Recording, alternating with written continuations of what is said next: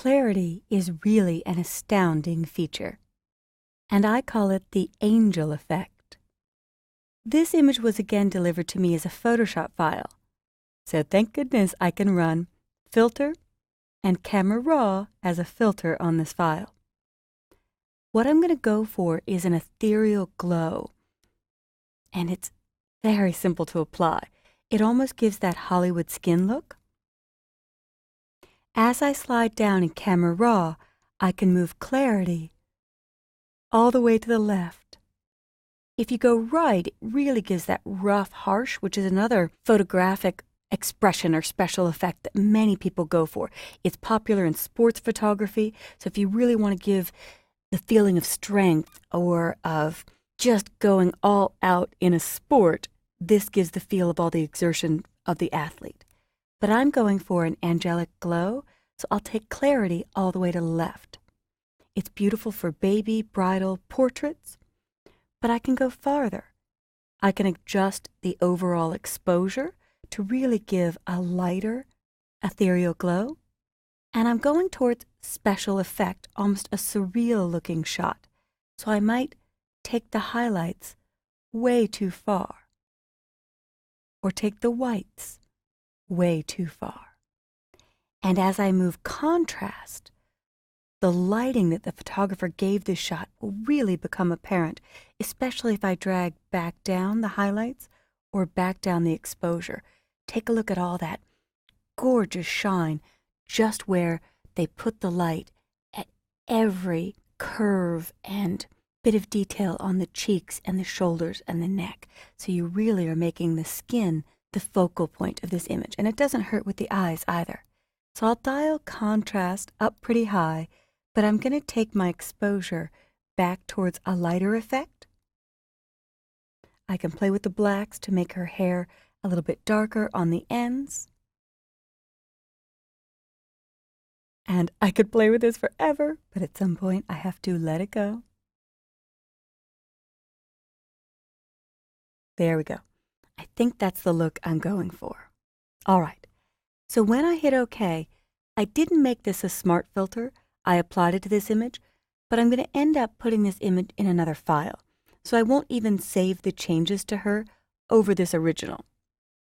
So I will right-click on the girl and duplicate the layer. And I'm going to put it into this rainbow image I have.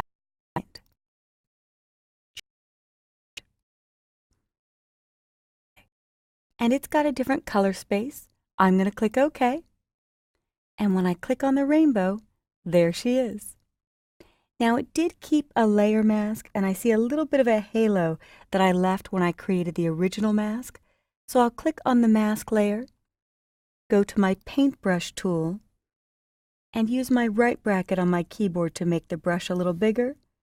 I can click and shift-click to just wipe out that line.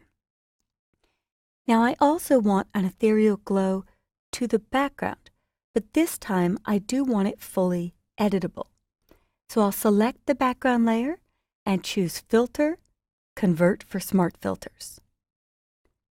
I'll click OK and name this Rainbow.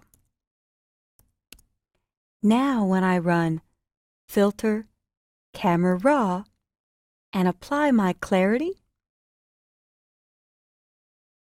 and play with my exposure, my whites and blacks, to end up with a final piece. I'll boost the vibrance a little bit before I hit OK.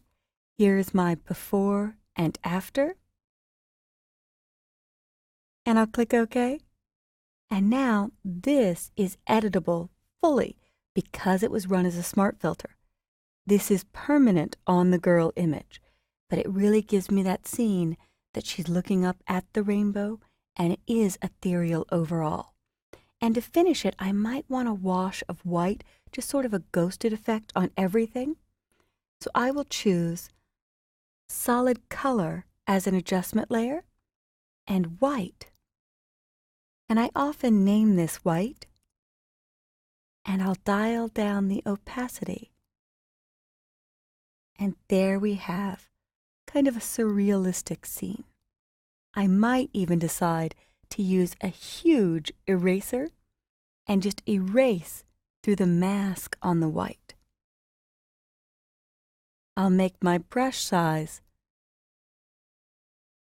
500 pixels or 900 pixels. There we go. And a hardness of 0, so it's completely feathered. And I could do a little shine through to see a little bit more detail in this area, but create a soft, glowing edge. So I could always swap my colors between adding or erasing, but now I've created a theme using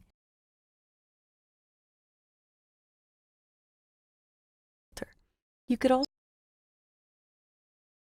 images shot in dials in the Adobe Camera as a filter, so I could run it on anything. Try this out on some of your own shots.